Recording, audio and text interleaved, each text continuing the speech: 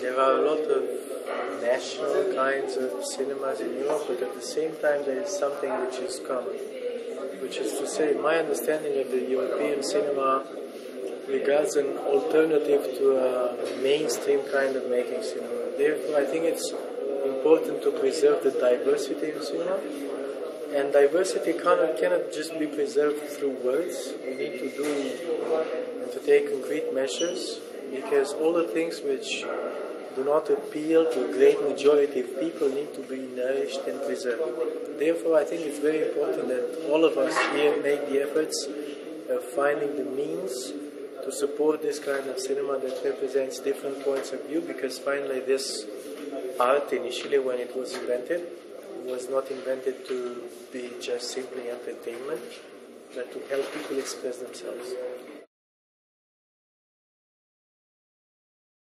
It's a mainstream current, but it doesn't need our help.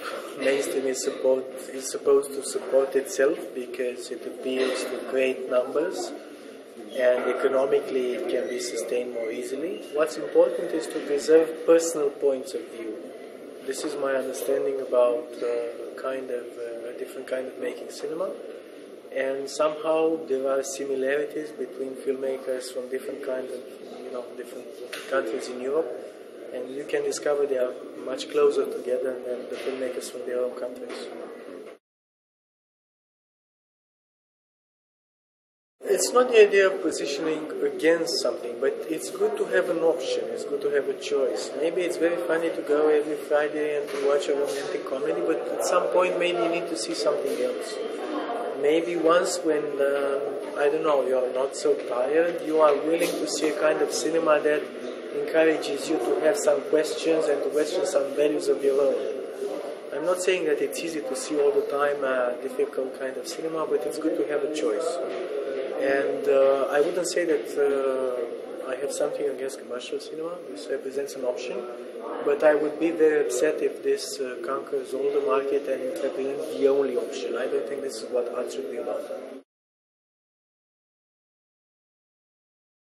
Well, actually, it depends a lot if we speak about watching films legally or not. Because, for example, the Romanian films are amongst the most popular films downloaded illegally from the internet, which is in a sense a compliment, but at the same time it doesn't support the industry in any way. And people kind of lost completely the habit of paying for watching films locally. Everybody considers that it's absolutely okay to search for the film on the internet, to watch the film on the internet, and people do not realize that without having a small contribution, there are not going to be any other films, because somebody needs to pay at the end. I don't know which is the smoothest way in which people can continue to watch films the way they want.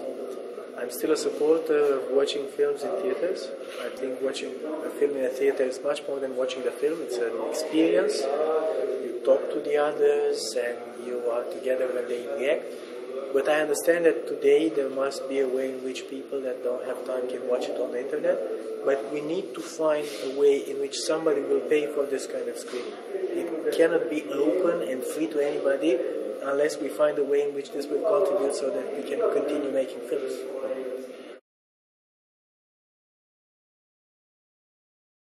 You know what's important for me is to make sure that I make the film that I have in mind.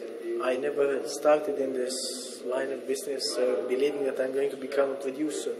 I just noticed that I was making a lot of the things that a producer need to do working for another producer, and then I decided that I would rather make them for myself. I would work for somebody else if I had all the liberty that I have as a producer for my own films, but things don't happen like this. If you take the responsibility of producing your own films, it's fair to make all the decisions. If you work on somebody else's money, then it's fair to understand that he needs to have a point of view. There are two different models. I can understand that in the US, where there are no public money and funds for filmmaking, maybe that's the model that works for them. But for us, with the education that we have in Europe, it's important to, make films as an author, to make sure that all the decisions belong to you. And this is why, I chose this way, and this is why I'm still making films in Europe. I'm amongst the filmmakers that believe a lot in the screenplay. I work with a very precise screenplay. I adapt a lot of things on the set, but still, the dialogue is precise, the scenes are precise, everything is already written. So I believe a lot that if the film works in writing, there are a lot of chances that it will work finally on the film. If you have a screenplay which has some problems, this is going to stay in the film up to the end. I wrote a few scripts that I gave away to several people, but I write for myself because I discovered the film during writing, while writing. It is then when the film gets created into my head, so what I do during the shooting and the casting and later on, is that I realize the film that I imagine. But I need this period, I need writing, and it is very difficult for me, for example, to work on somebody else's screenplay, because I miss this stage when I imagine things. I need to advance in the film little by little to understand how this goes, to see the characters, to see the places where I'm going to shoot. This is part of the creation of a film. This is part of how I work. Maybe there are different other ways, but this matches to me in this moment of my career.